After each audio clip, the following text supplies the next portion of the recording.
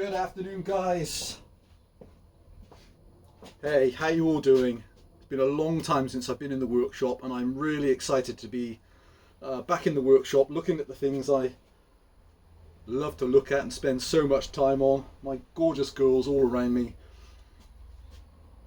So a really interesting video today, I hope, and not just interesting, but hopefully really useful as well for fault finding. And also we'll have a tiny bit of fun. I'm going to throw a few trivia questions and going to give some answers at the end, and let me know if you know them off the top of your head or if you have to look any of them up. But so the whole purpose for today's video is a saw is coming back, which was sold about 2 months ago. Shout out Ben. Ben's the guy who bought the saw. Some of you may have previously seen it on a video, so I've got to set the stage for it because otherwise it really doesn't do it justice. It's one of my early Homelite C51s. Had the saw for about maybe 2.5 years, and excellent compression engine, impeccable running every time I'm using it, and for the most part, as you see the saws around me, really 99% of its life is a static display, but then when I pull it off it runs okay. And so we sold that, sold about 7 or 8 weeks ago. Goes out, has 4 or 5 videos with it running.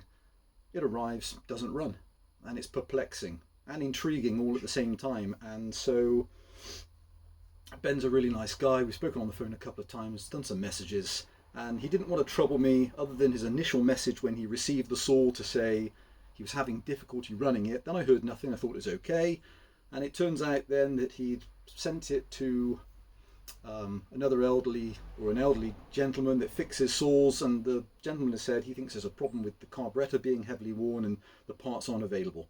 Okay, so that's the background, but I have to stress there is, and it's really nice, it's strange when you sell things on eBay, particularly if, like me, you love old engines, you love equipment. You just want people to be happy with the things they have. And so it's really interesting that if you take out the fact money has changed hands, so if you ignore the money and you take away any ill feeling, so there's no animosity or nobody's feeling hard done by, and you say, hey, let's get the saw back, let's check it, you're left with what a load of us that work on engines are going to absolutely be dying to get our hands on, which is an intriguing proposition. You have something which is working at one destination, it goes off, and then suddenly it doesn't work, and then somebody else looks at it, and so that's the only variable we have. Somebody else looks at it, and then we don't know what's happened in the interim. Okay, now I have been itching to open up this box. It's really well packed. Well done, Ben. So we're going to open it on camera. I'm not going to spend too long with any more intro with it. So it's a Homelite C51. This is from, well, they started life in the very early 60s as the C5. Then it goes into the C51. A few not insignificant changes, in fact, but the heart of the engine. We'll keep it all in the dimensions or the sizes which they quote in America, so we won't convert it. So it's a 2-inch piston, 1.5-inch stroke. Okay, she's well packed. Oh, here she is. Okay. Right, let's put the box down there.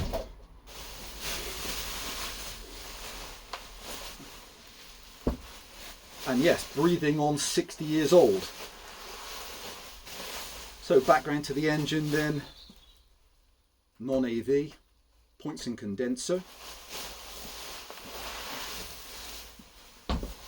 These girls run an HL series carburetor, so unlike the HS's, where at opposite ends of the carburetor body you have the metering chamber and the pumping chamber, this is a stacked metering and pump chamber, typically fed from the underside. These girls have a particularly tortuous fuel path from this bottom corner of the tank all the way up and across, and then through a little manifold and then into the carburetor here. So possibly 18 inches. So it's a bit of work for the carburetor to do. And so apparently starts, but just doesn't run. There we have it. So what we're going to do, and so this is the intriguing part then. So you think about it's moved in transit, so you think to yourself, well, what can happen in transit, even if it takes a shock? Because you know they're built rugged, they're built to last. It's a 77cc engine, and there's no damage at all on it that I can see. No damage I can see.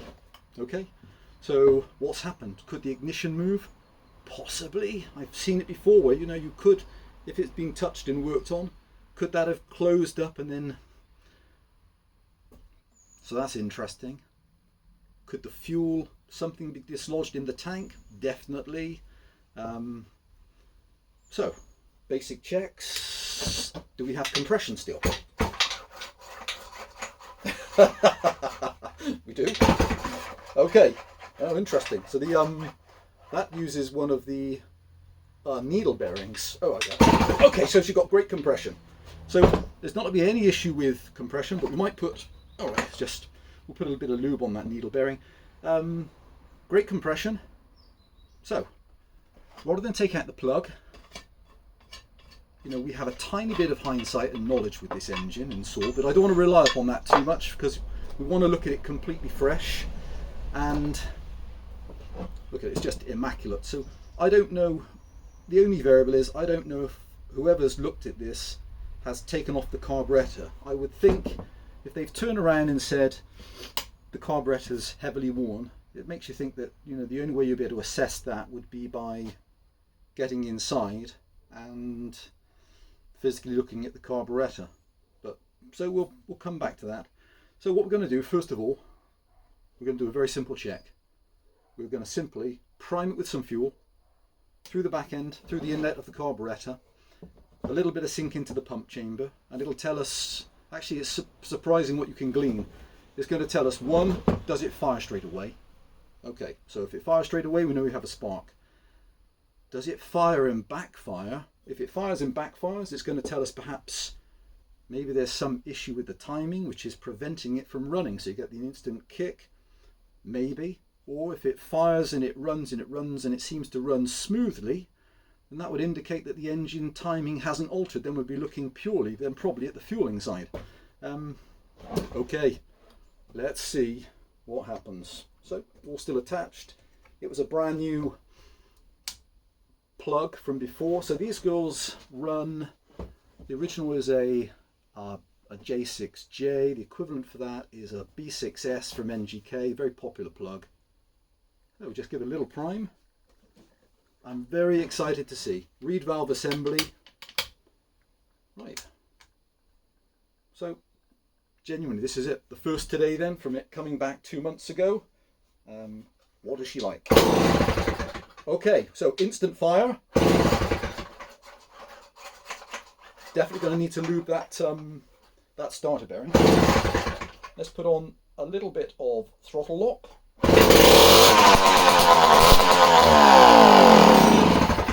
Okay, so no backfire, instant prime, instant fire. So I'm going to say the ignition is okay. And from what Ben has said, the fact this hasn't had any running, there's no sawdust, I'm going to say that, you know, it's not done anything. So it's literally, he's experienced that trouble. Right, let us check the carburetor settings.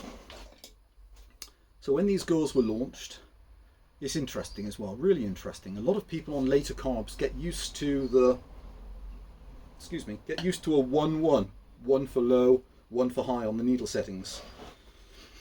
Now, certain information really doesn't help people on old engines because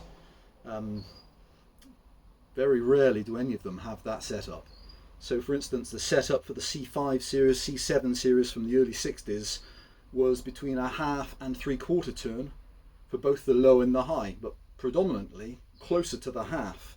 and actually some very interesting addendums as well, internal documents about the high needles on some of these engines. So I'm hoping that whoever worked on it then has, because they're both set exactly the same, which they weren't. So we'll hopefully, if somebody's touched that, they would have screwed in first, found out the initial setting, and then put it back. So where are we then? We're at half, 1, 1.5, nearly 1 3/4 on the low setting.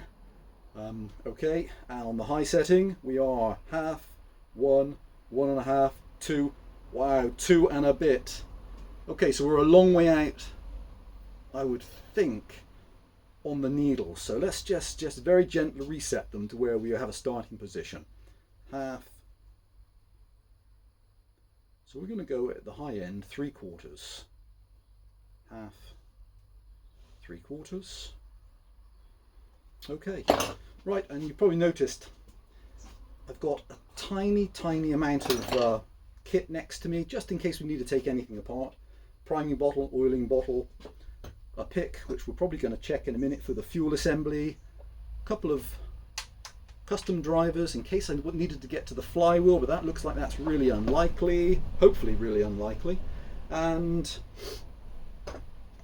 that's it. And a couple of choice carburetor parts for the HL if they're really needed. Okay, so I'm going to check the fuel pickup as well, because it's such a torturous route. I might need to grab the Mitivac gauge in a minute just to check the fuel line to see if it's become perforated, because that would obviously could account for that. Okay, first trivia question then. Interesting. Trigger and Gunnar. Who or what is that? Let me know. If anybody put in the comments, I'd love to know who or what is Trigger and Gunnar. Is it a place? Is it people? What is that? That's the first one. No looking up.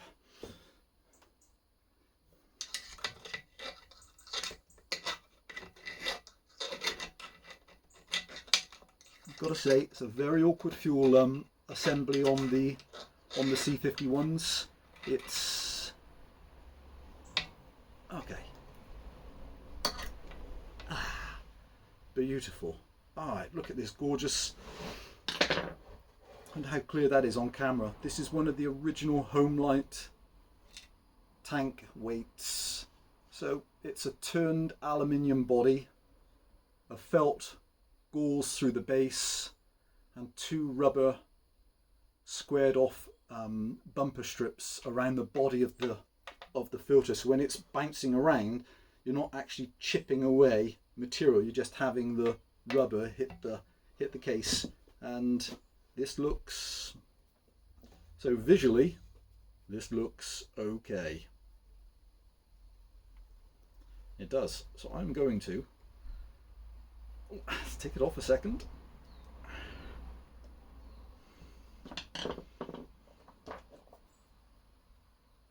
Just hold that in position. Just going to blow that with the airline, guys. Just want to take a quick look at it. Not sure if I'm in shot for this, but let me just... you'll certainly hear it. 1 second. Actually, 1 second.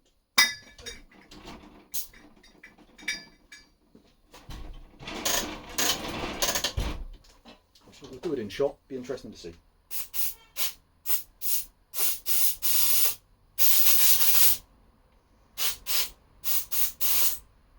No, it's certainly not blocked, and it blows through clean, and filter looks good. Right, breaking one of my golden rules here, getting myself with fuel. Silly boy. Okay, all right. So, have to say, filter looks good. And is it attached? Yes. This pipe is beautiful and flexible, so that's definitely, it doesn't appear to be perished. All right, so intriguing. Let's put that back on for now. What we'll do next is we will check if, well, we will check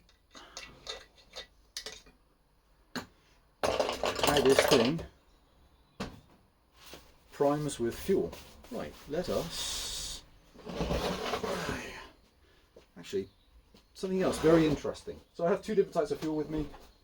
One of the alkalites, actually I've got several in fact here. I've been trying to steal the Aspen and the Husqvarna brand just to see if there's any running difference between some of the saws I run. And okay, this is a brand new double filtered fuel which I just bought a few days ago, and this is running with the Stihl Ultima fuel mix. So let's try that. So I had a very interesting question from somebody about fuel lines for the Husqvarna 235 and 240, which I had supplied to somebody the other day. They messaged back about the sizing for the fuel pipe, and I say it's interesting because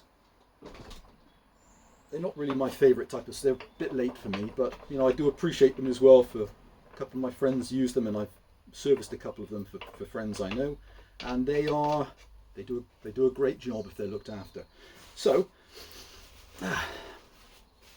he said the fuel pipe is, you know, is it the wrong size that have I provided?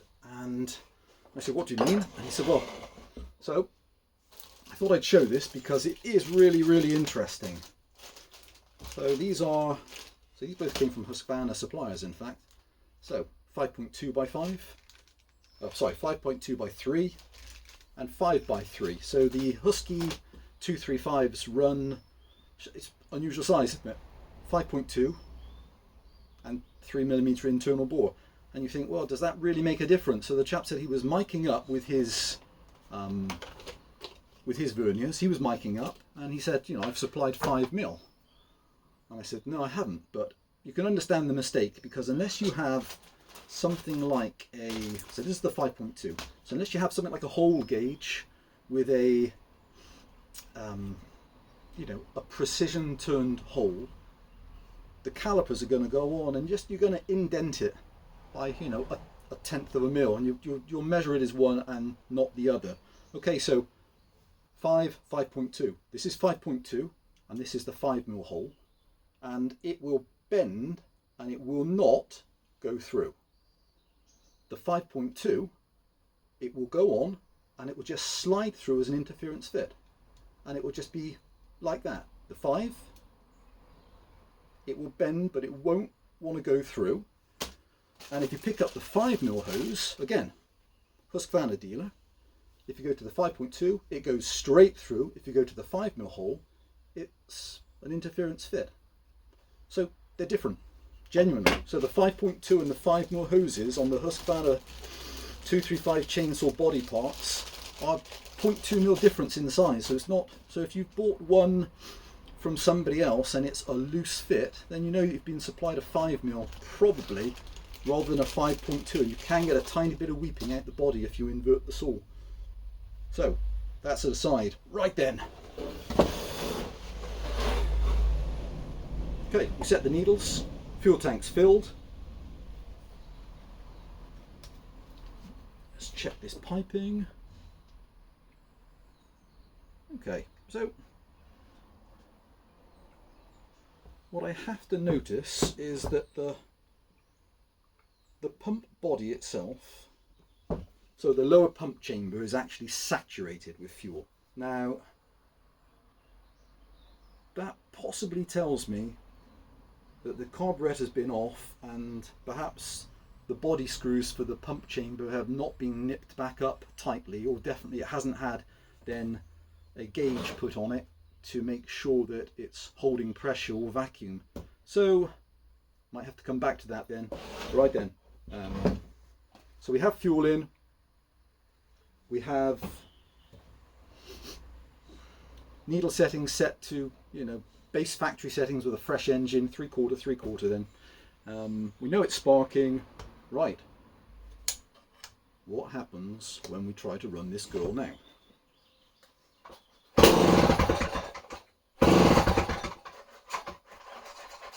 Definitely going to need to lube that needle bearing.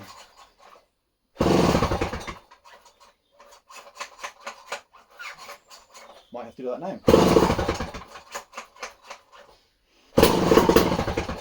Okay, bit of a fire, okay.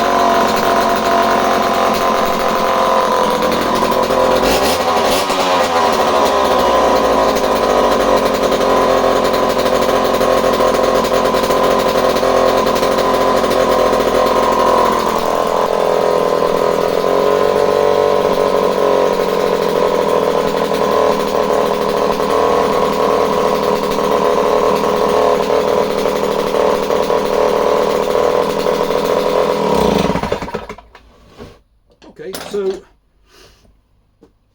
that's surprising, isn't it? It's yeah, that is surprising. So it's intriguing, isn't it? You send something and then it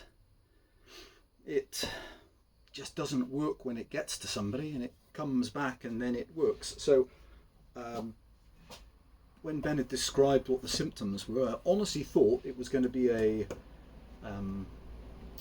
dislodged fuel filter, or sometimes, as you see, particularly on some of the smaller steels like the 009, the 10, the 11s, where they get rattled around inverted and the fuel pipe can sometimes jam up in to one of the top corners of the fuel tank, and then you start to initially prime it, you think, yeah, okay, we're running, and then it suddenly dies and you can't get it working.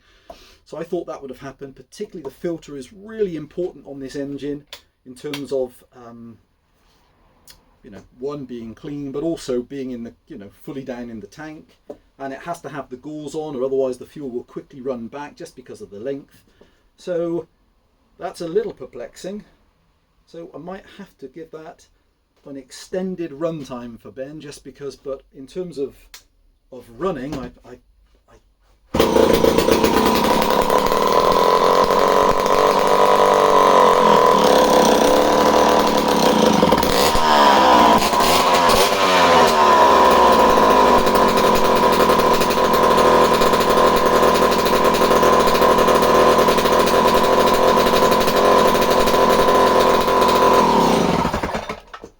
interested in that as well. Did you hear how I initially started it?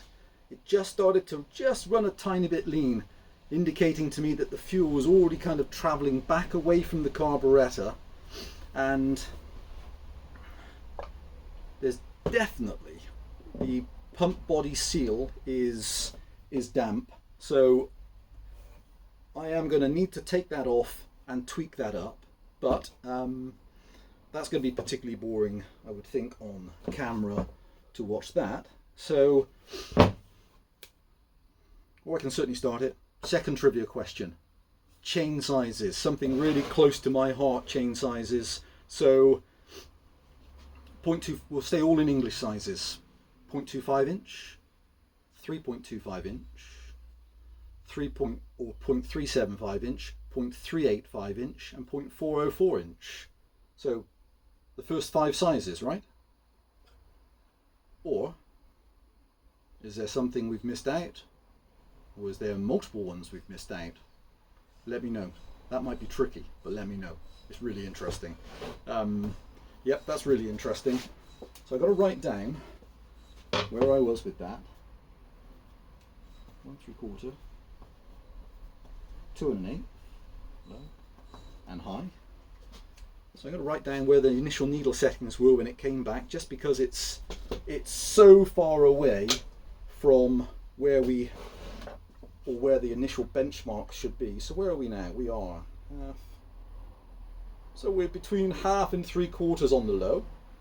So just put it back. That needs to be tweaked again. And on the high, we are 1. Okay, we are at just under 1 on the high. Interesting. Okay.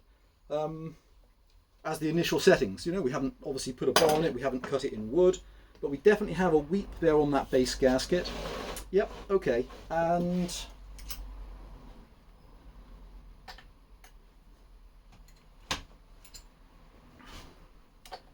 yeah, so some of these older engines, what am I doing, guys? Okay.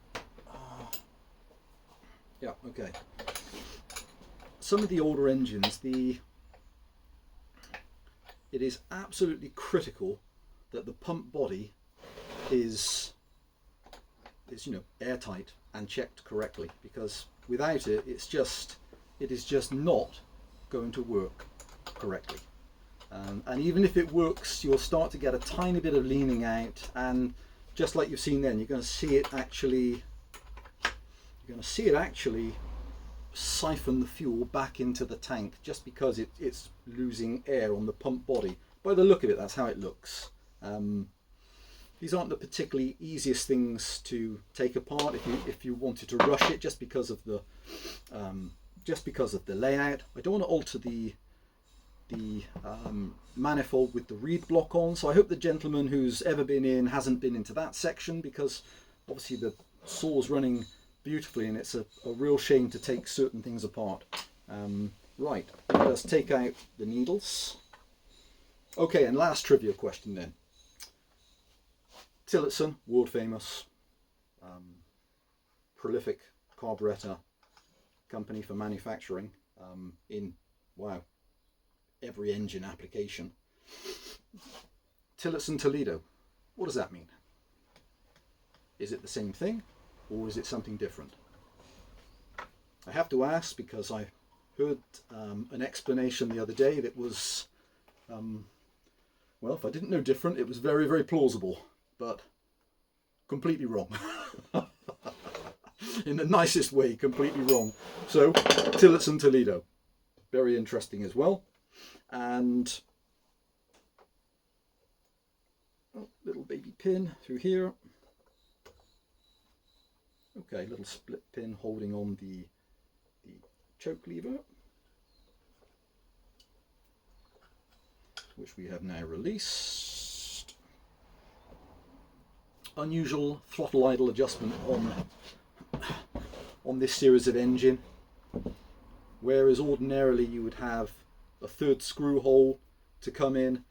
These you actually have a baby, it almost looks like a grub screw at the back of the air filter housing next to your thumb oiler, and that actually extends a little aluminium push rod, sprung loaded, and sits at the back of the throttle arm. You just kind of extend it forwards or backwards, so it doesn't actually adjust directly on the carburetor itself. Okay, right then, Trygve and Gunnar. How many of you got it then? I'd love to know. So Trygve Johnson and Gunnar Busk. Anybody from Norway, the Scandinavian, please excuse my pronunciation. They, of course, were the founders of the very, very famous Jobu chainsaw company. Just a couple of very interesting, funny stories, in fact. Mekaniska Werkstedt, which I recounted to somebody a little while ago. Somebody told me they knew where where Werkstedt was. I said, that's funny, I said, because Mekaniska Werkstedt, I said, is Mekaniska as it sounds, that's the mechanical workshop. So it was Jobu's mechanical workshop, Werkstedt. Not a place. Well, it is a place, but not a town. So yes, they are the founders in 1947-48 of the very famous Jobu Scandinavian chainsaws, and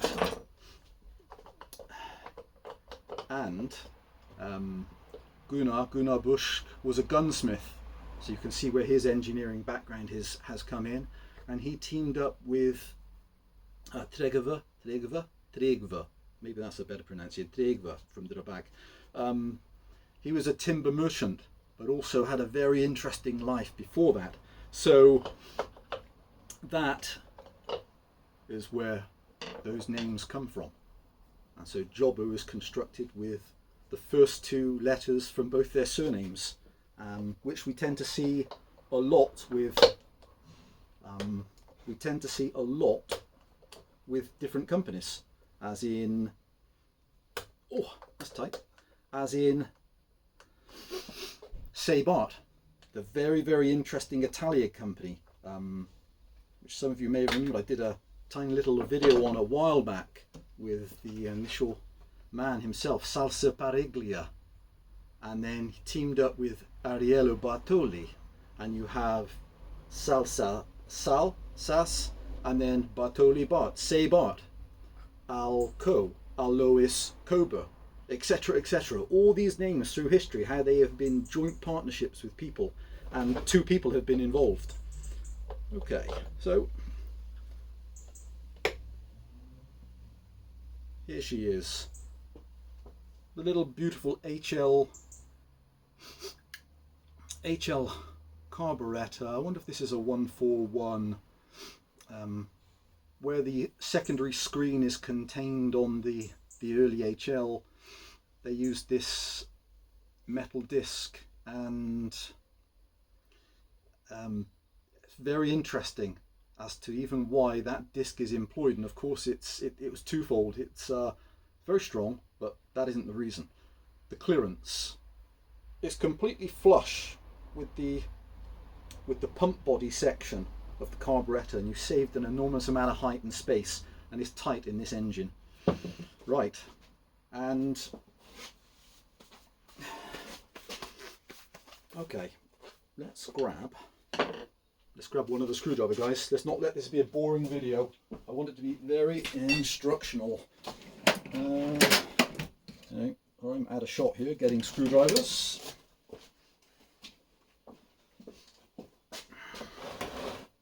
So intriguing, isn't it, how this has had a different running characteristic from when it's been sent or returned. So okay, that's tight. So maybe I want to take this apart for nothing. So maybe when I've primed, oh actually I'm forgetting, when I've primed, I may have just had water running out the back of the housing and making the pump body wet. Well, they're all tight, that's for sure. So there's no issue with them being tightened correctly. I think we will take a look at the secondary screen though, just to have a look. Right. Oh my god, that's tight. Okay. What was it set to? Yes, okay. So yes, Gunnar, Tregve, and Gunnar. So that's Tregve and Gunnar. So Tillotson Toledo. How many of you got that? And of course, I don't know. In other parts of the world, we had a. Okay, here we have a Triumph Toledo. There was some cars called the Toledo, and so this is, somebody was talking about this the other day. But of course, it's just like Joseph Buford Cox with Oregon. the name Oregon. He lived in Oregon, and he started his business in his basement.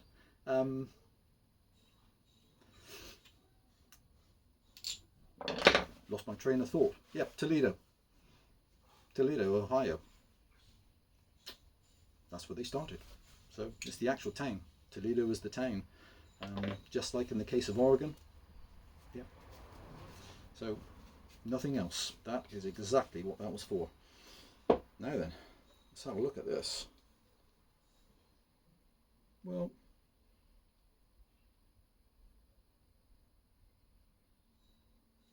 the screen is perfectly clear. The screen is perfectly clear. I think what we'll do, as we've taken that part off, I won't bore anybody else with me putting in a new, or just checking the body seals just to make sure they've not been touched. But the threads are certainly done up tight. There's nothing perished. It just all looks really, really good. The body gasket is on. So it's really peculiar. I'm going to be unable to tell Ben exactly why he has a running issue, but I think what we'll do is we'll check the condition of the pump chamber. Perhaps it has a tiny bit of wear on the pump diaphragm. Maybe it's been struggling to prime, but it certainly seemed to prime okay then, that's for sure, which is really really unusual. Right then, trivia question: chainsaw chains. Actually, I'm not going to give the complete answer because it'll spoil it. 0.25 inch, 0.325 inch, 0.375 inch, 0.385 inch and 0.404 inch. Obviously there's sizes above that as well, numerous ones in fact. Are there any sizes missing? The answer is absolutely. Is it more than one? Oh yes, absolutely more than one size. Now if I tell you the sizes, it'll spoil it. So guys, there's at least 2 sizes in between. So and if you feel like looking, definitely let me know what you find. I would love to know. Okay, so the pump chamber itself.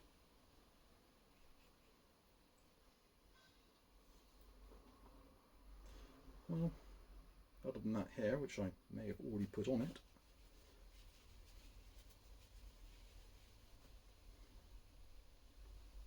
it looks excellent.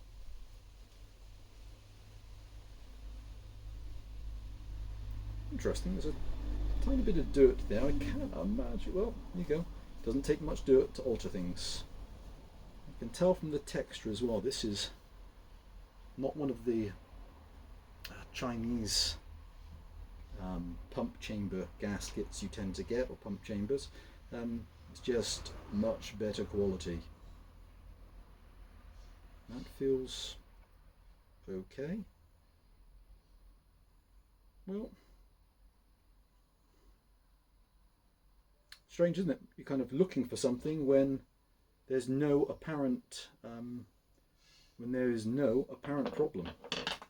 So it's most unusual. That seals tight.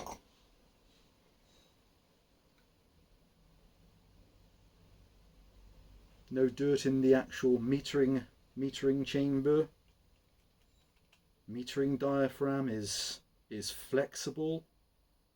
The gaskets look good.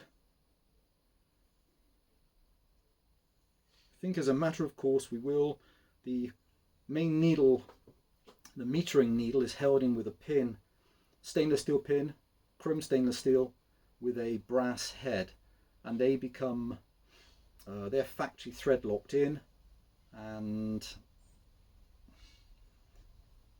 so yeah, we're going to, although it's running and idling, we're just going to take it out the needle and we're going to check it. And guys, I will pause the vid while I do that. Hopefully that's been enjoyable, and there you go. was hoping we were going to find something profound as to why this girl's not running, but there you go, she actually runs, so I'm unsure. Okay, so the initial needle settings, 1 3/4 and 2 1/8. They're a mile out, and so if anybody tries to start these engines, that might be why there was so much oil coming off the exhaust then. Okay, very easy to flood, incredibly easy to flood, so I mustn't overlook the obvious things myself, which is if those needles get screwed out inappropriately, yeah, you really could. You could flood this engine really, really easily. So we're also going to do, just because it's been in transit, we'll do a couple of other things which will be interesting, or I will, I'll check the little baby relief valve here to make sure it actually is venting on the tank. Certainly looks like it. It's not pumping out fuel here, so the vent for the tank looks like it's okay, so it doesn't look like it's going to be siphoning through and then flooding the engine. And it's a little bit tricky to flood as well because of the orientation. The manifold is set back, and it would tend, because it's a reed valve, it would tend to come out the back of the air inlet as opposed to go down into the engine. But okay, there we have it. So 5 and 5.2s, they're different, and yep, Jobu, amazing company history. Sadly, Jobu didn't trade for too long. So from 48, they have a few of their gorgeous girls actually behind me. Jobu Junior Super. So their initial the initial Jobu saw was a Sankey engine, 125cc in 1948, and then their first engine themselves was this girl from 1951-52, which is the Junior 76cc, a thing of absolute beauty. And then a few years later they realized it needed to be more powerful. That's running the original saddle or straddle chain, where the drive links sit over the side of the guide bar, and then they went to this gorgeous thing. Differences are the red flashing around the body. That's a 93cc, same as its sister here, the Tiger S, 93cc. Just beautiful engines. Guys, thanks for watching. So, a little bit from the workshop. Stay safe, guys. Nice to be back on camera. Bye for now.